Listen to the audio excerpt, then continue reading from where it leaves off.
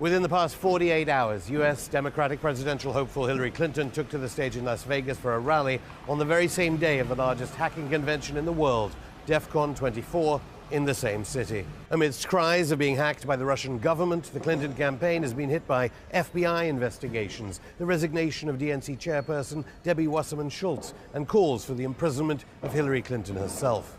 This all due to the WikiLeaks of thousands of personal emails from Clinton's account, separate to the one she should have been using on US State Department servers. But could there be more that could put the presidential candidate behind bars?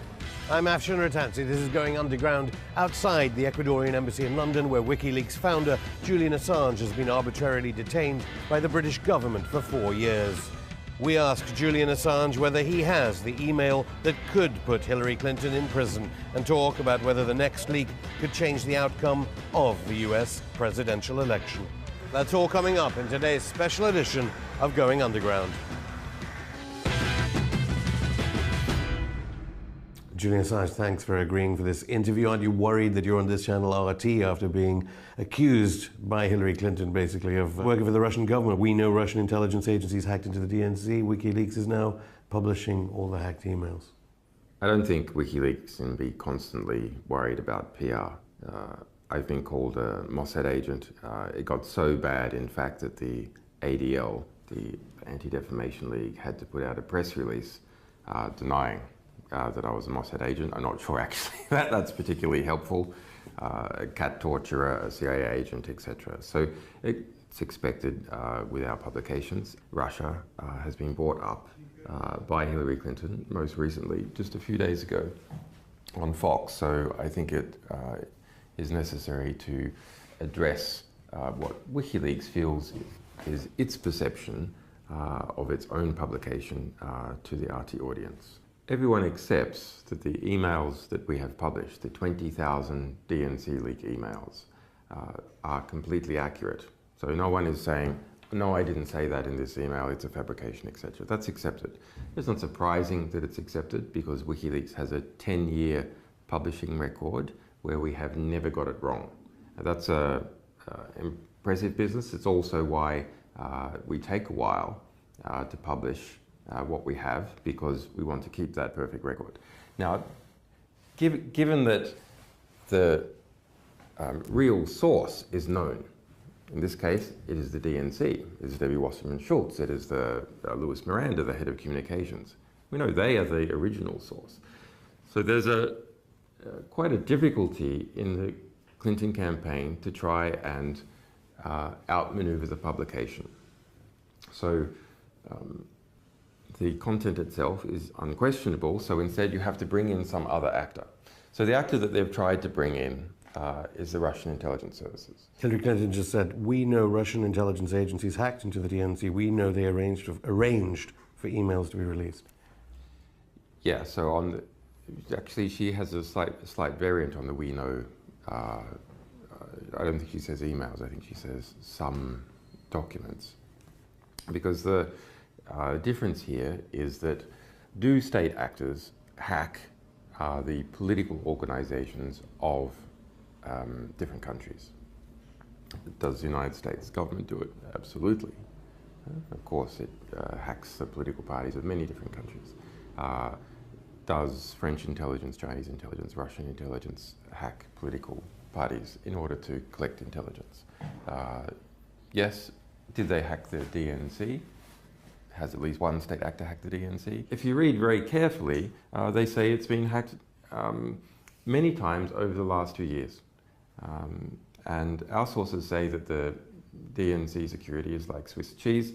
The DNI, the Director of National Intelligence of the United States, several months ago said that both the RNC, the Republicans, and the DNC were being attacked by a range of actors, from philosophical opponents to states engaged in espionage.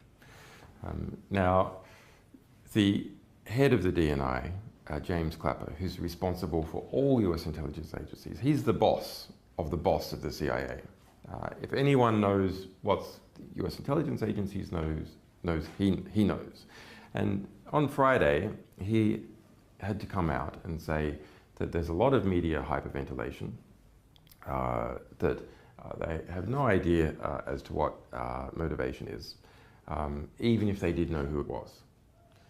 So that's the head of the DNI dampening down ideas that they know who it is.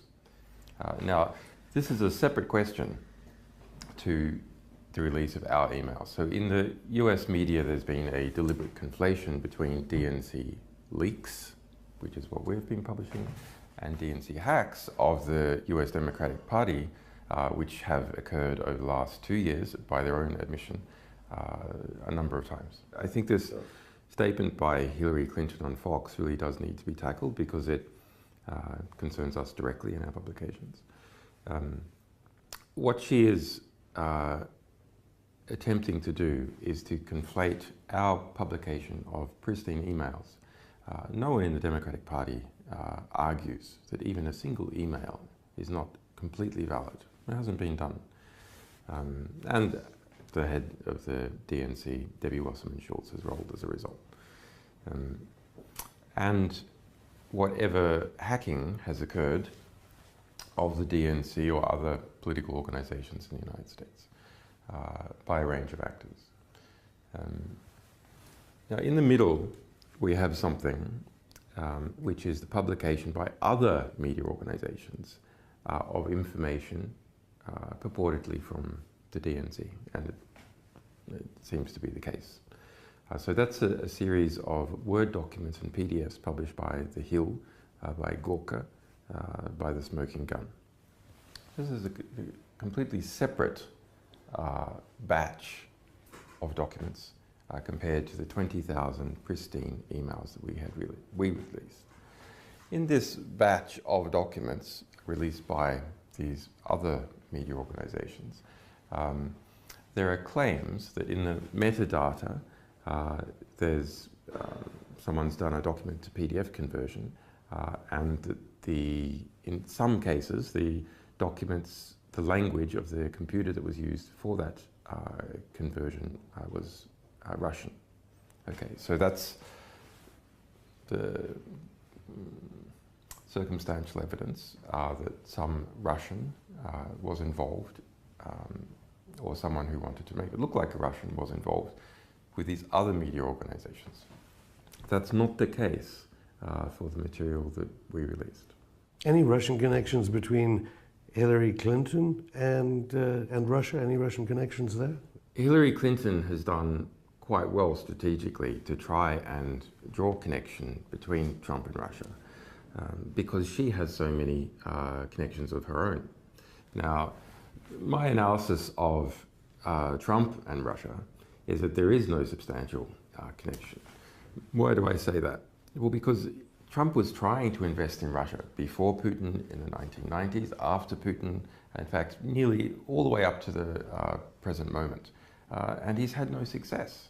He did not manage to build hotels and so on in Russia. So that shows how insubstantial his contacts are.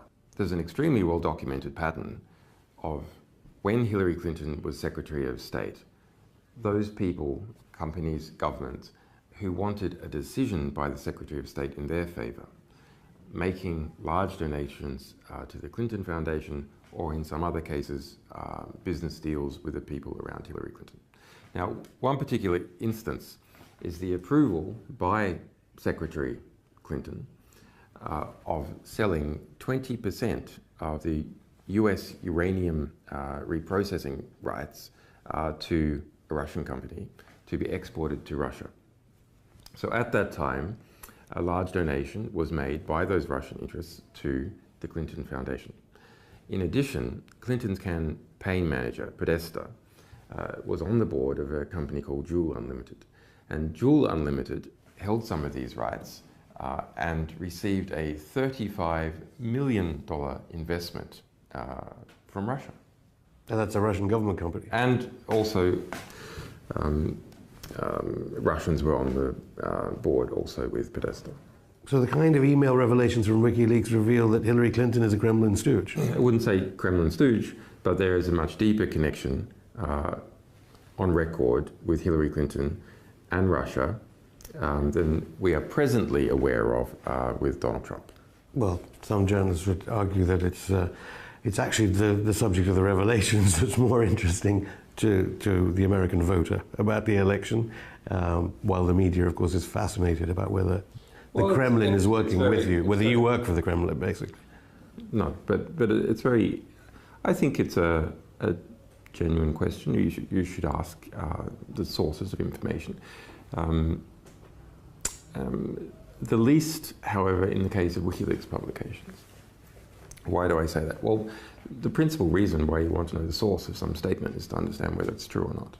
It is a big issue in the case of other media organizations who are simply making claims and not publishing original documents.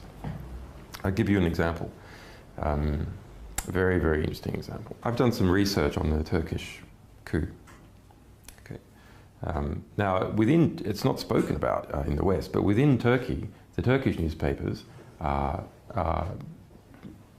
publishing elements of a theory that the United States was directly involved in the coup. The US intelligence backed Fethullah Gulen, who's based in Pennsylvania, as the head of the Gulen cult that has been implicated in the coup.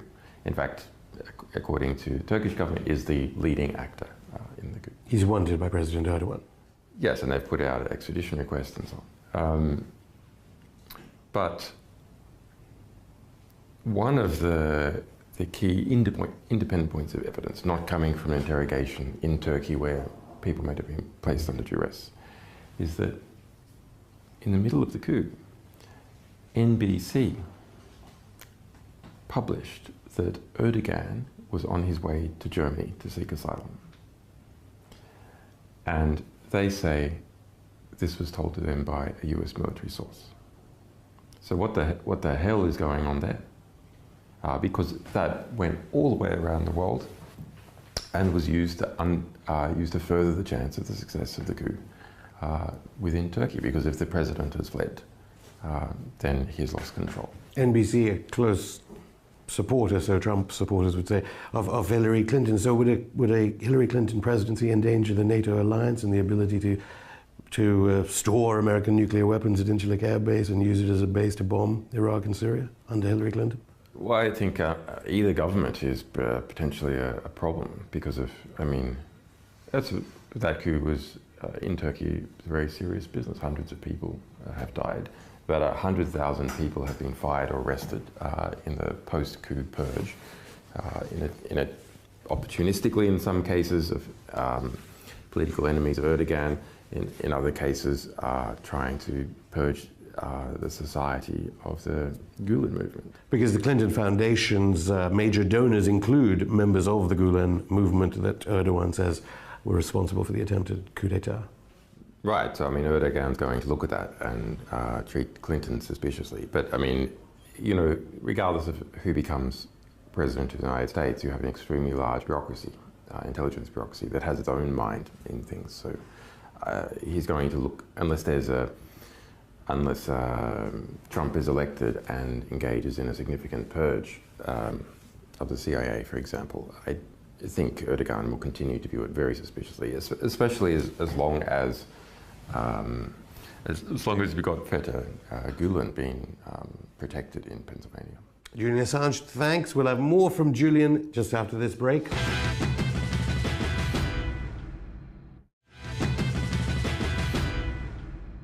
So back to the democratic process in the United States. Basically, the first batch you released showed, and obviously we did have, at least you've got to admire Wasserman Schultz for resigning very quickly after your emails were released, after the WikiLeaks publication. There was a dirty tricks campaign against Bernie Sanders, so Democratic primary voters didn't really understand what was going on during that process? So go back. Hillary loses the election, loses the primary process against Obama. At that point, Tim Kaine was the head of the DNC, the Democratic National Committee. Debbie Wasserman Schultz was Hillary Clinton's campaign manager. So then some kind of deal is done whereby Debbie Wasserman Schultz becomes the head of the DNC and Tim Kaine steps down.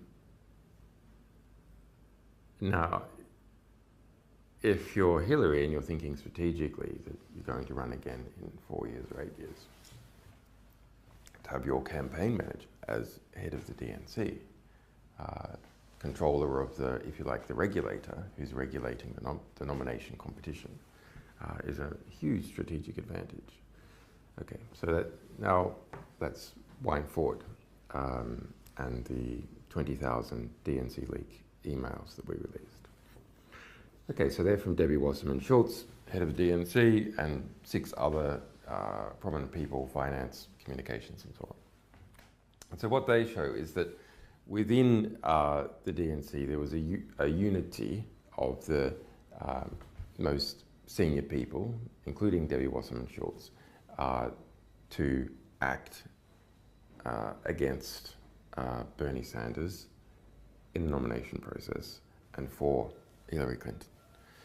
Now, in what particular actions were performed? Well, there's a lot of discussions. There's discussions about we can use a captive reporter and push out the fact that Bernie Sanders might be an atheist and not a Jew, and this is going to cost him in the South.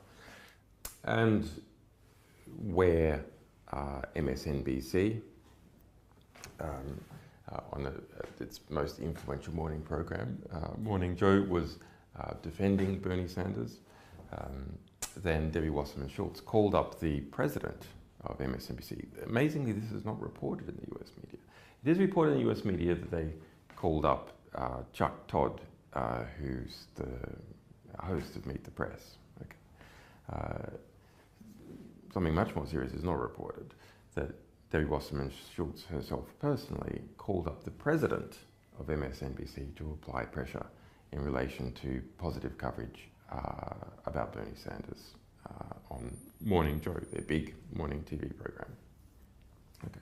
Then to my mind, what is the most serious from an evidentiary point of view?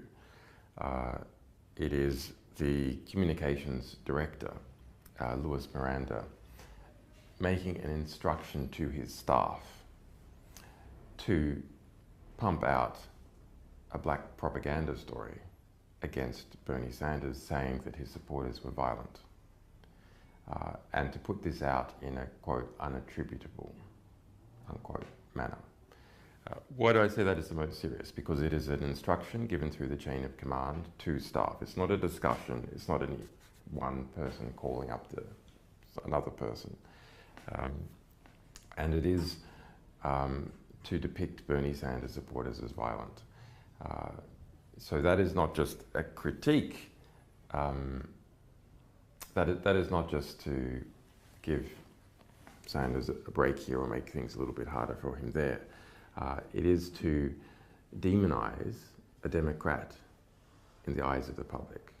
So the Democratic Party demonizing a Democrat in the eyes of the public through covert means. Well, there is no way, presumably, Hillary Clinton can win if there is a link between Hillary Clinton and ISIS-Daesh.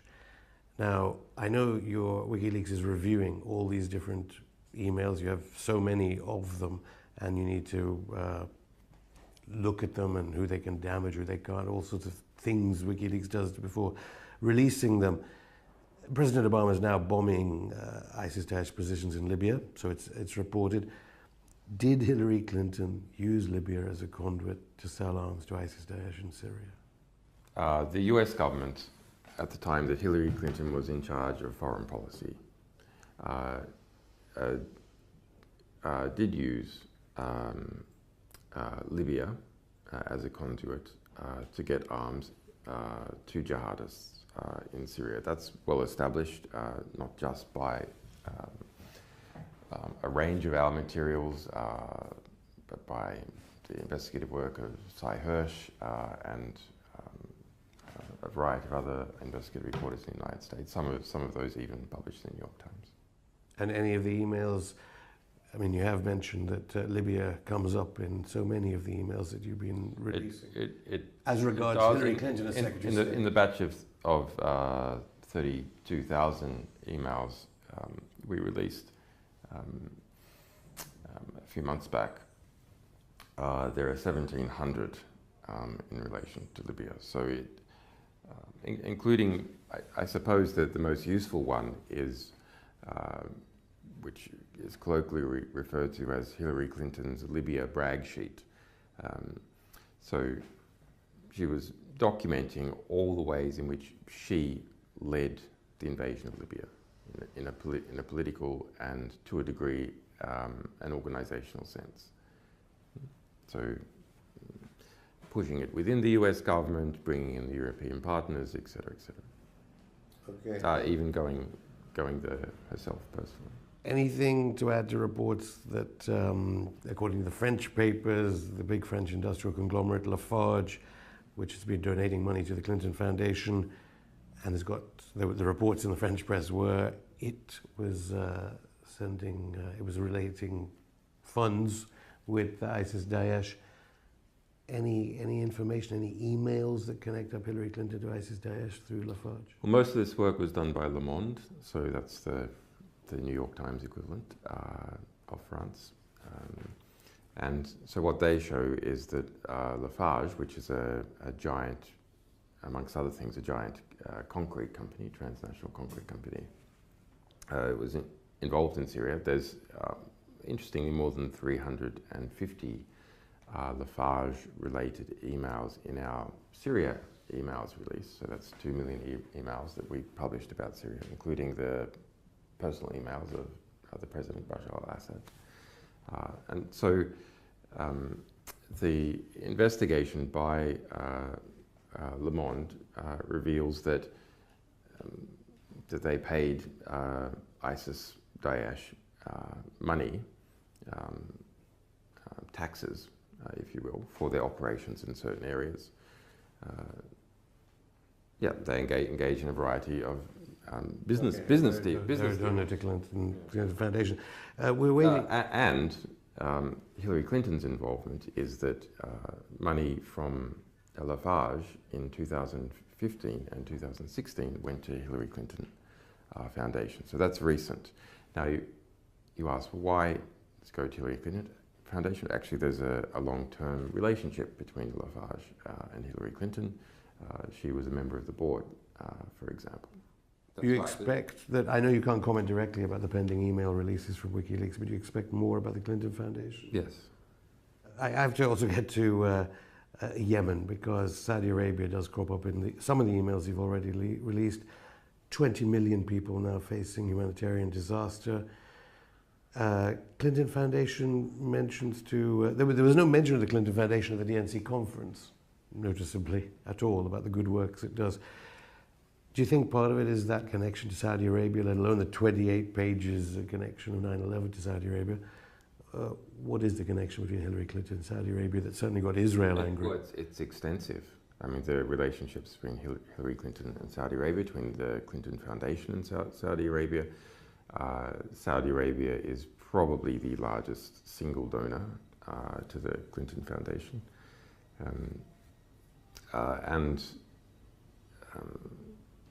You can see Clinton's arms export policies, why she was Secretary of State, favoring extensively Saudi Arabia. Yeah, William Binney, the whistleblower who's been on our show, says that the NSA can easily get access to all these emails. So if there is illegality in the pending emails of your release, or malfeasance in the ones you've already released, President Obama could presumably act on it and get Hillary Clinton charged, regardless of whether you're about to release an email, which would mean that James Comey or the FBI would have no alternative but to arrest Hillary Clinton. Well, our view, which we have already stated, is that if the evidence that the FBI has is enough for a grand jury to indict already. That's not hard. It's actually saying that a grand jury will indict a ham sandwich if you're instructed to do so. Exactly. But which I'm having, because I have a grand jury myself, a federal grand jury in Washington D.C. I'm well aware of what they're like. But The prosecutor has to ask the grand jury to indict. The prosecutor doesn't ask, the grand jury won't indict. So that's the basic problem. Do you believe she can win, given the emails you've so far not released? Can she win the election? That's an interesting question. I wouldn't be willing to say so far. And just one last question, away from the US presidential elections. It's 5 years since Mark Duggan was shot to death by British police. Of course, Black Lives Matter in the United States has come to the fore partly because of evidence gained via technology, mobile phone footage. What message would you have for Black Lives Matter, both in the United States and here in Britain? Well, it's transparency. I mean, the transparency in relation to DNC leak, which took the head of Debbie Wasserman Schultz, head of the Democratic Party, that came from us presenting to the public pristine, original documentation of what people were doing. And the Black Lives Matter movement has come up, yes, by hard work for activists, but the core of what is driving it is footage that is undeniable, that everyone, it's not a matter of do you believe the police, do you believe the friends of the person who was shot, the witnesses.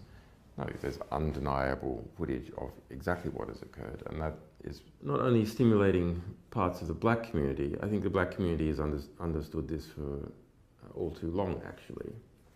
But it's stimulating enormous acceptance and sympathy outside the black community because their argument is proven. Julian Assange, thank you. You're welcome. We contacted the Pentagon about the allegation made by Julian Assange, but they did not issue a statement. As for Lafarge, they did not get back to us in time for broadcast. Well, that's it for this special edition of Going Underground. We'll bring you the latest emails published by WikiLeaks as and when they come. See you on Monday.